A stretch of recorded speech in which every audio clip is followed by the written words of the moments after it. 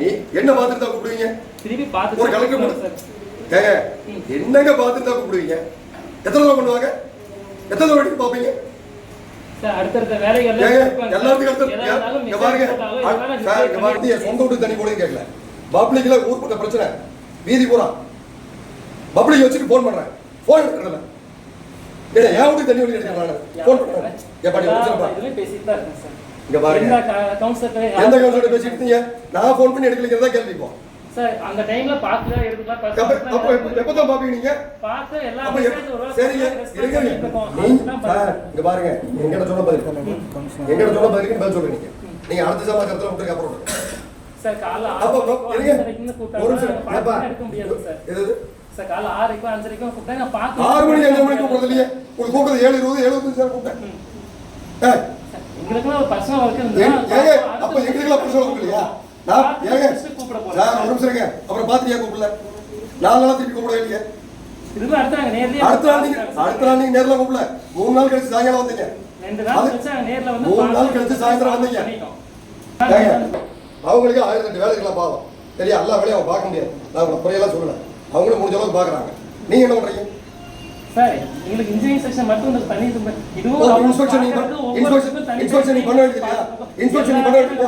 அவங்களுக்கு payment MP கொடுக்குறாங்க, நீங்க கொடுக்குறீங்க சார். அவங்க இன்ஸ்பெக்ஷன் அந்த ஒர்க் முடிஞ்சு கம்ப்ளீட் பண்ணி எம்இ சர்டிஃபிகேட் பண்ணாங்கன்னா அந்த ஒர்க் நடந்திருக்கான்னு பார்த்துட்டு நாங்க கொடுக்குறோம் சார். இல்ல இங்க பாருங்க இந்த போன் எடுக்காததுக்கெல்லாம் இங்க வந்து இந்த இதெல்லாம் கிட்ட பேசிட்டு இருக்காங்க புரியுதுங்களா? இங்க பாருங்க ஒரு நிமிஷம் இருங்க. நான் கீழே நீங்க பேசுறது ரொம்ப நேரம் ஆகாது புரியுதா? நான் பேசுறது பப்ளிக் இஷ்யூஸ்.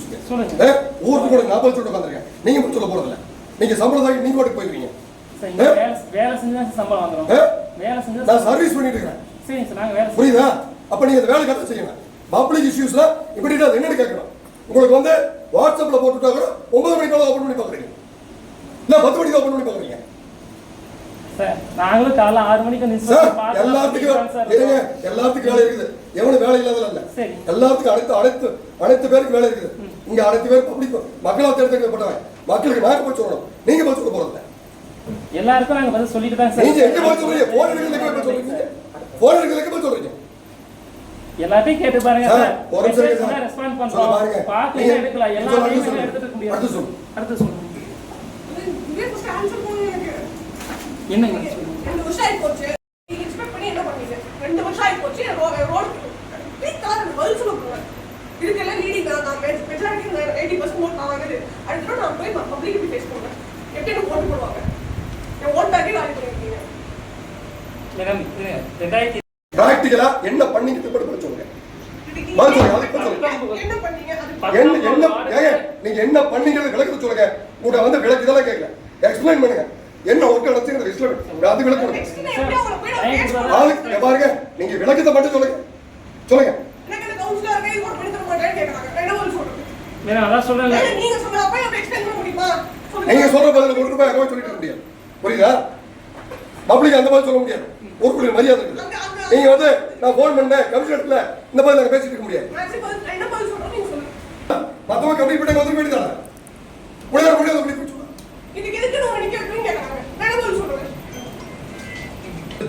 நீங்க இப்போ வந்து கம்பி பண்ணி கொடுக்குறேன் எடுத்தது. நான் என்ன பதில் சொல்றேன்? கரெக்ட்டா ஆன்சர் கொடுங்க. நவீனா ஒரு நிமிஷம். நீங்க பண்றது ஒரு நிமிஷம். நீங்க அரசாங்கத்தை கெட்ட பேர் ஏற்படுத்திட்டு இருக்கீங்க மக்கள்கிட்ட. சிறப்பா இருங்க. நீங்க அரசாங்கத்தை கெட்ட பேர் ஏற்படுத்த வேற அரசாங்கத்துக்கு கெட்ட பேர் ஓடிட்டு பப்ளிக் வந்து யார் மேல ரிசீவ் பண்ணுவாங்க?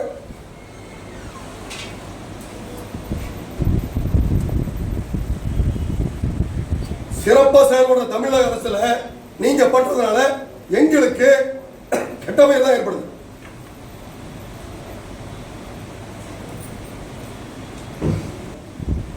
தண்ணி நான் லாரியில் வாங்கி கொடுத்துருக்கேன்.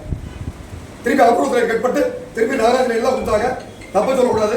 சந்திரசேகர், செல்வா, ரமேஷ் 3 பேர் வெடி வேலை செஞ்சாங்க. பாவம் 3 நாள். அப்புறம் இன்ஸ்பெக்ஷன் யார் பண்ணது? இன்ஸ்பெக்ஷன் பண்ணி தானே திருப்பி ஓட போறீங்க. அப்புறம் எப்படி தண்ணி வராது போச்சு? எல்லாம் இருங்க.